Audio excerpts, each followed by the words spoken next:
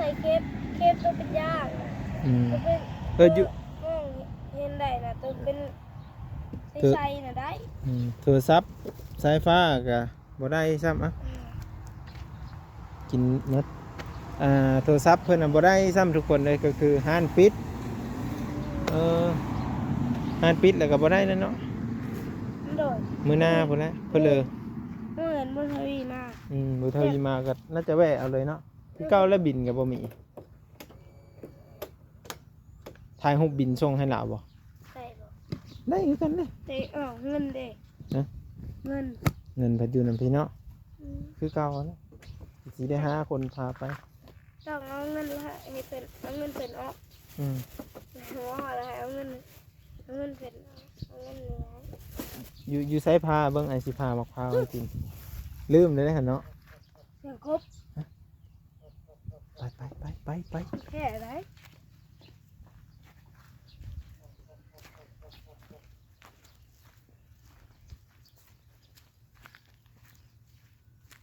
ทำไมพี่เชียงแค่ไหนลูกเชียงคือมันออกมาจากคู่นี้เนาะแม่นว่าไดแม่นหัวเลยแม่นว่าผมเสียงกบห้องกินเองนี่เชียงมาถึงคู่นี้หัวเลยเนาะไปมันแดดยามันคู่แม่นู่นนี่คู่นี้นี่แหละชอบชิวเลยเสียงดังออฟเลยเนาะเขาเปิดใส่ MP3 จังว่ามันดังเนาะออฟเลยอยู่ใช่ละพาไปเอาพาไปเอาพาอะไรกะไอซีพาหมกข้าวให้กินผักกระยำผักบ้าซื้อมาแล้วต้องกินเลยฮะเอาคือว่าสั่งไอ้นี่ละเยอะเอาพาให้ไอ้นี่ละกินเองสองนี่ถูกบ้าอย่าไปเห็นนั่นไหนไปสิมาเก่งแท้สอบแตกอยู่เลยไปเขาเบิ่งอยู่ไหนปะเดี๋ยวไอซีพาแซ่บไปกินจังหวะแจ้งเจ้าบุมีได้เอาเงินไปไว้เลยปะเอาเงินไปไว้เลยไว้อยู่ห้องได้ของเจ้าก็ได้คะแนนมาล็อกประตูข้างในมีแต่ไอซีบอกบุญทวีว่าเอาไว้อยู่ของเจ้าเลยเด้อโอ้เขาจี้เอาเบิ่งเลยเอาไว้ที่มะพร้าวไปสิอุ้มให้มันนักยังเสียซอกไปผัดน้ำแตกวันได้กินเด้อเขาบอกให้กินน้ำเด้อหมักนั่นเด้อเขาบอกให้จะกินน้ำเด้อเบิ่งเด้อล่ะ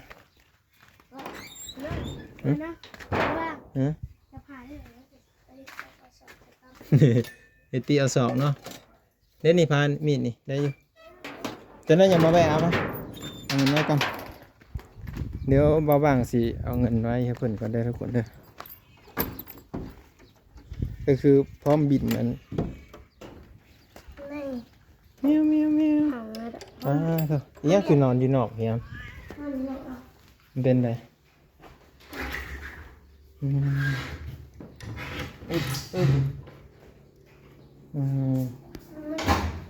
โอเคแจงจังปางพี่น้องเลยห้องนอนแบบนี้ก็ได้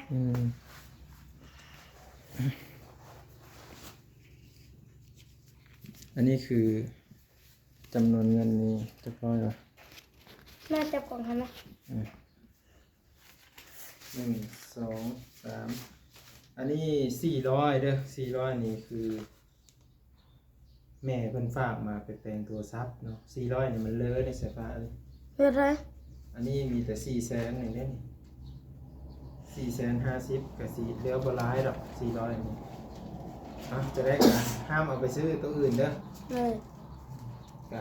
ไอเสียไว้นี่แต่ว่าไอเสียไว้นะไอบริถ่ายดอกฉะนั้นเขามาเห็นสิยากเนาะห้ามบอกไปเด้อว่าไว้นี่เด้อโอเคไปทุกคนเอายังเลยเอาเลื่อยว่าเลื่อยนี่ใช้ละพานะนึกว่าไว้เห็นพาได้อยู่นี่เด้อเห็นสำเนาะเดี๋ยวเอามีดอยู่พุ่งก็ได้ครับเสือเจ้าว่าบุญทวีล็อกห้องว่ะโอ้ล็อกเสือน้องเพิ่นล็อกแล้วปะเดี๋ยวเอามีดอยู่เฮินครัวก็ได้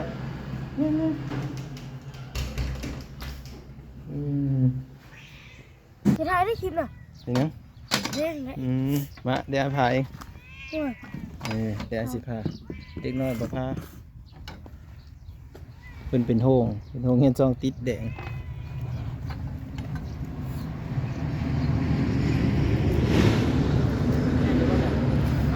มันคือเป็นอะไรพี่ น้ำเนี่ย เอาน้ำเคยกินหรือเปล่าไม่เคยกินสักเทื่อได้แบบนี้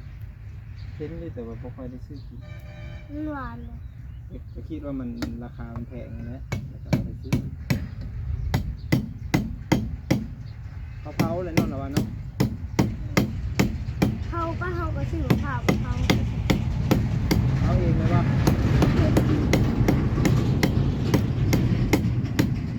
เป็นครั้งแรกที่ได้ไปจงเห็นแต่ว่าได้ไปกับเจ้าได้แล้วก็ได้รอดตลาดพร้อมตอนก้อนพาหมู่มาวัดป่ามหาโศกอยู่นะครับได้เข้าไปอยู่ตลาด หาทั้งหัวมันน่าหวานเนี่ยทั้งก้อนมันได้เนี่ย น้องมันเนี่ยทุกคนใหญ่กว่าแค่นี้เสียงคนอื่นมาแข่งด้วยโอ้ยมะพร้าวแก่นี่เห็นไหม น้อยอันนี้ต้อง 2 หน่วย25หน่วยละฮะหน่วยละ5,000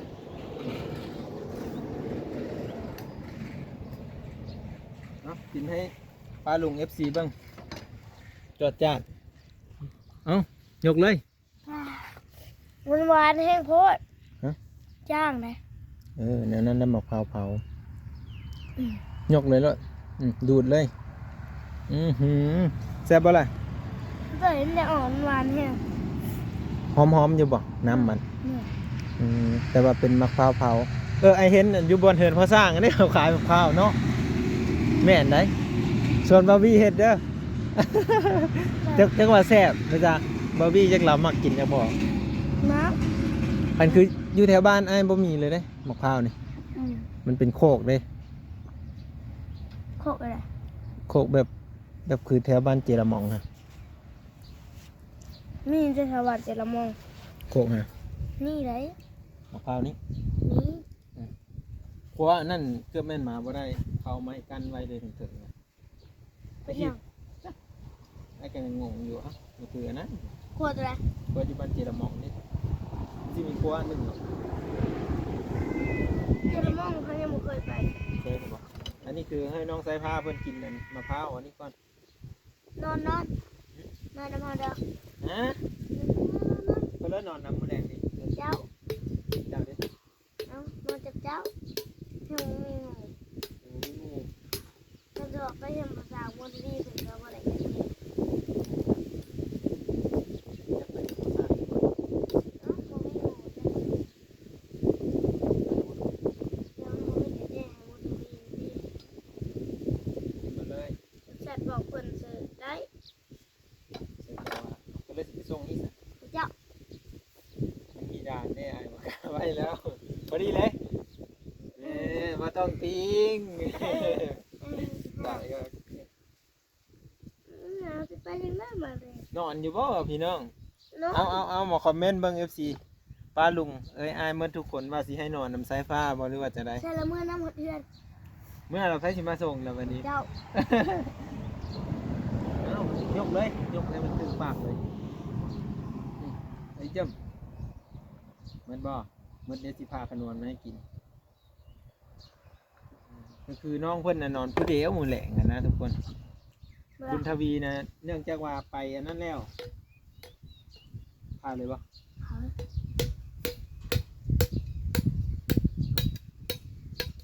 คุณทวีไปบ้านอันนาเปาะบ่วัน มาน้ำแผล บ้านนาแพร่ นะฮะสาวนะฮะผู้สาวสาวลายหรือเปล่านะ เพิ่นสิบ่พ่อกับพ่อสร้างเมื่อแหละพ่อสร้างก็ไปหั่นคือกันว่า ผู้สาวคนอยู่ในหน่อยมีไปคนเลย มันเลยอยู่ใกล้กัน แต่อันนี้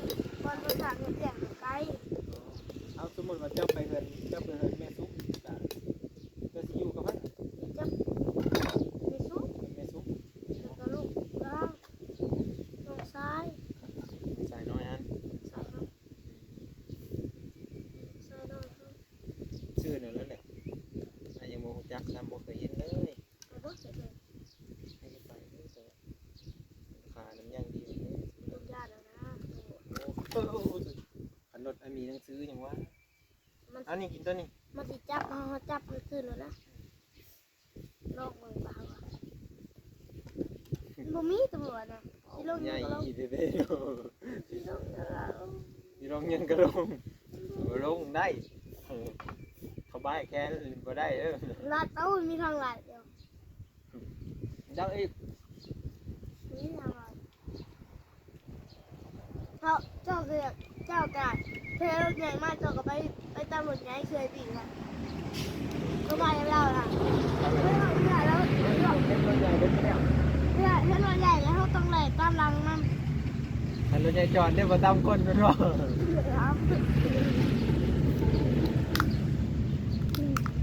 รถใหญ่จอดเรื่องเอาตั้มเลยเนี่ย นั่นแหละที่พ่อน่ะเนี่ยเพื่อบีกอ่ะเอาแหลนตามหลังมันเราใหญ่ไปไหวไอ้บีก็แหลนไหว แล่นใกล้ๆเลย ก็ เอาสมมุติมันยืนอยู่สองข้างนี่ค่ะ นี่ต้องขายไปมันไม่เห็นเลยตำรวจทุกคนเขาก็นั่งอยู่เพื่อบีพ่อเนี่ยเห็นตำรวจแต่มันหลาดเท่าไหร่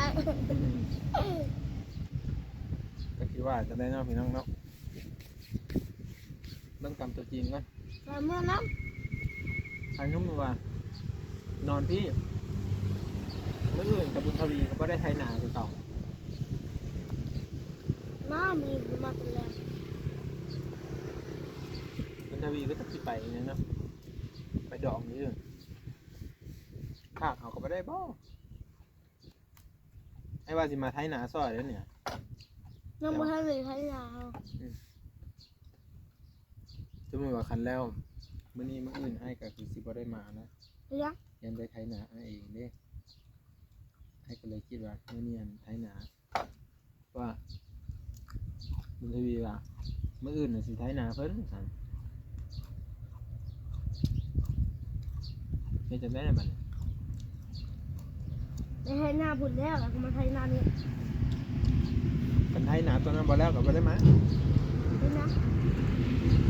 ไทยบ่แล้วเด้อ หน่อยเลยตามหน่อยแล้วขายไม่แต่ขาดหยอดแล้วนี่คือขาดจะหยอดแล้วก็แล้ว อยู่อันใด ไม่แต่ขาดนะหายา โอ้มีแต่ค่าแล้วก็แล้ว เหนื่อยเหนื่อยก็แล้วเหนื่อยก็แล้วนะ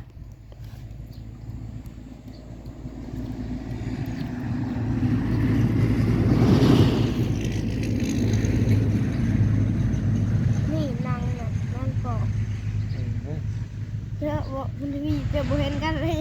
ในหลานรถมาก ไอ้คิดว่าเพิ่นต้องไปแล้วแหละตอนเพิ่นส่งเสียงมาตอนไปฝากเงินให้ไม่ใหญ่อย่างนี้แต่ว่าเอาไว้หันแล้วนะ นี่เป็นเสียงของเรา บอกผม ยังไม่ได้ไปอย่างไร นี่คือแบบนั่งท่ารถนี่แหละอันเราอ่ะคันไปฮอดแล้วโทรหาเด้อแบบนี้แม่เมื่อ ขี่อ่ะ เดี๋ยวมันคือจะเป็นเนี้ยวๆเนาะนี่คือว่าเขาเอาไว้ดนเนาะแล้วเอาแบบเผาแล้วเอามากินด้วยมันน่าจะแซ่บกว่าน างมันเนี่ยนี่นี่เอา ไม่เหนียว ถ้ามันบอกพอนางมันสิออกก็ได้เลย มันติดเลยเนาะ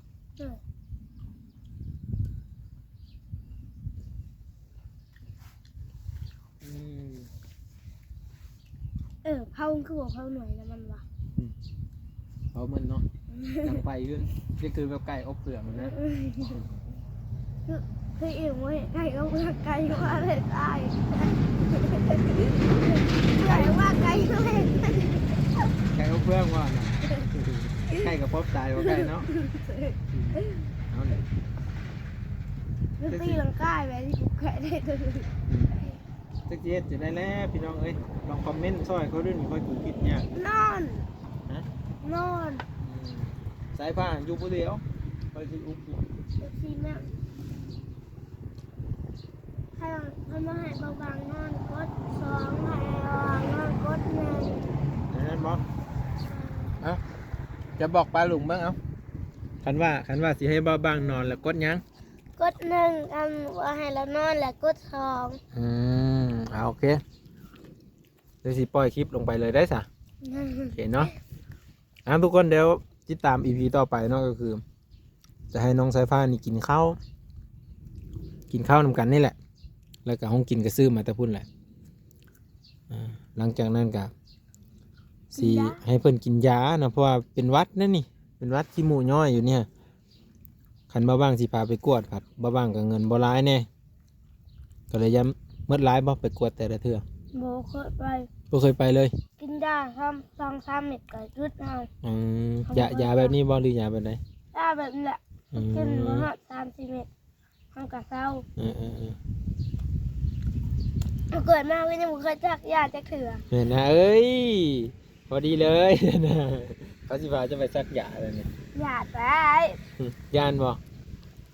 เคยซักยาเด้บ่เคยเลยเรากินยา3-4 เม็ดน้ำกับยาคันฮู้จักว่าตัวเองแบบบ่สบายแล้วพยายามแบบคันมีเงินแล้วซื้อยามากินเนาะเด้อกันบ่ดังนั้นแหละเจ้าสิอันนั้นดิเห็นบ่เจ้าบ่สบายบ่มีไผเบิ่งเด้แต่อ้ายก็ยังไปทางอื่นใครแต่ว่าแม่เจ้าพากเงินมาให้นี่เนาะพากเงินก็มีแต่จ่ายค่าโทรศัพท์แม่นบ่ก็คือสายฟ้าก็บ่ได้ใช้ซ้ำนะ ก็คือมีเงินแต่เท่าได้ครับ50,000 กีบที่ตรงบ้างก็บ่ได้มีพี่น้องเอ้ยกันมีก็สิให้น้องเพิ่นอยู่แบบมีแต่ซื้อห้องอยู่ห้องกินมาสู้กันกินนี่แหละไม่เอาคืออันตรายกว่าว่ะเงินไหนมันหิวเนี่ยมันเนี่ยตั้งแต่เช้านี่พวกมันเยอะมันเกินมาแล้วเกลือมันก่อนสิไปบ่มันเกิน2 ถุงพวกนี่น่าเลิกกูเก่าแล้วไม่เอากินหัวผักเฮาสิเห็นแล้วเดี๋ยวติดตามตอนต่อไปพี่น้องเอ้ยจังได๋ก็คันว่านอนหรือว่าบ่นอนก็ FC ซอยคอมเมนต์แน่เนาะบ่ว่างก็คิดนักอยู่บางทีกดหนึ่งเพิ่นสิบ่ว่างให้อ้ายบ่สมมุติอ้ายนอนพี่แล้วว่าเลยเด้อ